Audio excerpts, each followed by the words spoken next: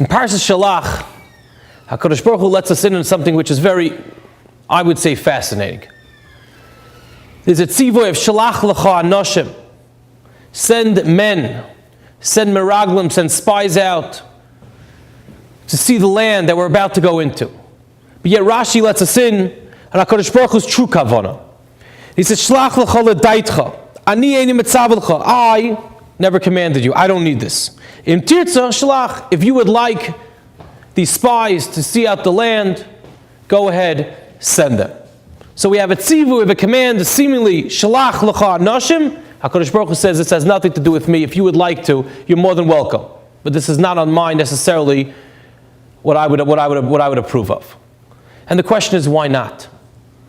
You think someone says we're going into a new land. The first thing you do is shtadlus. Let's see what's going on here. We're about to conquer. We're going to set up armies. We're going to start trying to get proper strategy. We send out spies. You see what's going on. How's the land? What's the layout? Who are we fighting against? Are there giants? Are there small people? How many people? Are there thousands? Are there millions? What type of topography are we looking at? What are we going to be crossing over? What are provisions that we're going to need?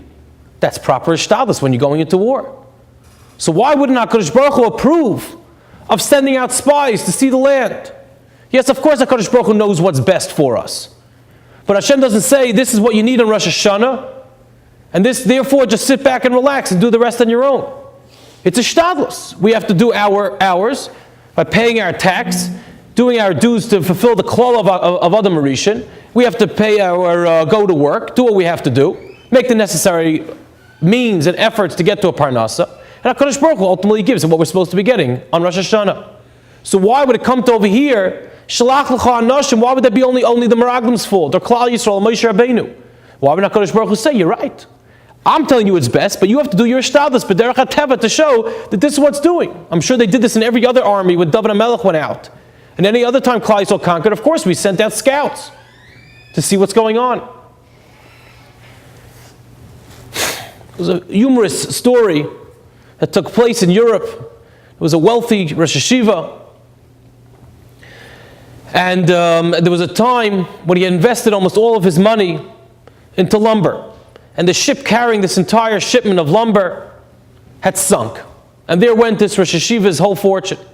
And at that time, he had nothing left. And the Bochum who had found out about these things at first, which is usually the case, they knew the hak before the Rosh Hashiva found out. So the question was who's going to approach the Rosh Hashiva and tell him this terrible piece of news. So one Bacher said, I have a mahalach. I have a way. And he goes over to the Rosh Hashiva and he says, I always had a very shver Gemara. I don't understand this piece of Gemara.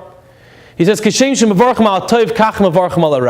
the same way we make a brach, we bench HaKadosh Baruch Hu for the good, we bench him for the bad as well. How can we bench him for the bad? It's bad. I feel terrible.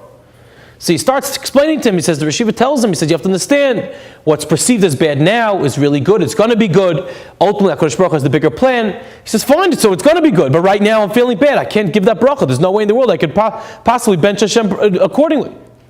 So he says, no, it's really deeper than that. You have to understand that what HaKadosh Baruch Hu does is really good for us now, because if it's Hashem's will, then that's what is good for us. He says, but I don't feel it. It might be Hashem's will, but that's not what I'm feeling.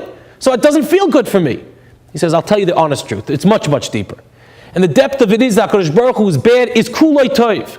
It's all good. It's so intense that it comes out of us in a bad way. HaKadosh Baruch Hu is giving us a hug.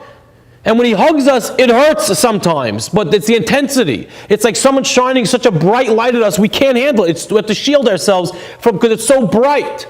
So it comes as a negative to us, but it's really kulei tov. And after that moment passes, that it feels the bad, the goodness seeps in and it comes into our beings.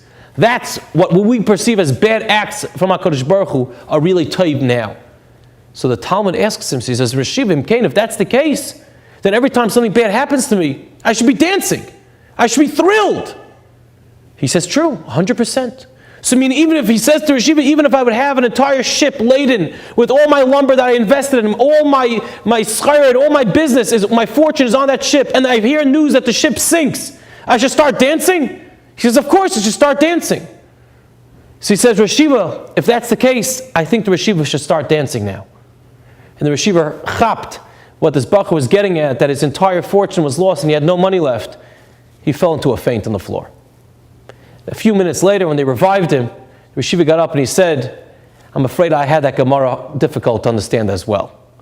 Which means he didn't either internalize the lesson. And we could say these words, and of course, just based on the challenges that we go through, it's very difficult. But living with HaKadosh Baruch Hu, true betachan is that yes, we dance when you'd even hear such terrible news. That's what HaKadosh Baruch Hu wanted from Klal Yisrael. Of course you have to do ishtadlus. Of course one has to do ishtadlus. You make a parnasa, in order to make your money, you have to work. But don't think that by me working extra hard, am I going to get more of that money? Or I need to work extra hard to get to that money. No.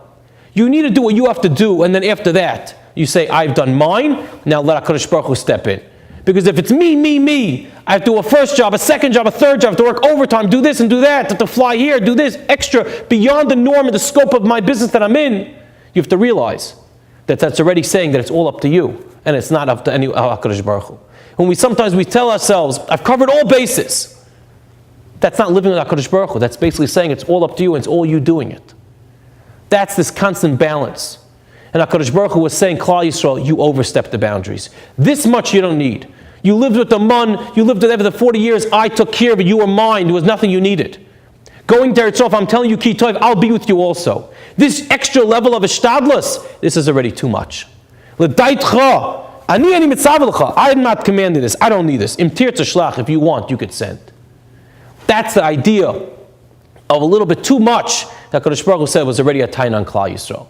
So if we take this limud, we should never hear even a besurah, we should never have any bad news. But the idea is the more we train ourselves, that we take a few steps to do what's considered the norm for this type of line of business that I'm in, or anything else when it comes to ishtadlus, for health, for whatever else is necessary. And we do what's considered the norm of society, or we ask the Torah what was necessary for us to do ishtadlus, we stop. Now we let HaKadosh Baruch Hu into the picture. And then ultimately we'll feel the good, and we'll be able to dance no matter what news HaKadosh Baruch Hu sends us, no matter what is going through our lives at that time. It'll be b'simcha gedolah, because we'll know ultimately it's all a direct hug from HaKadosh Baruch Hu, our loving Avinu Shabbat Shamayim. Shabbos.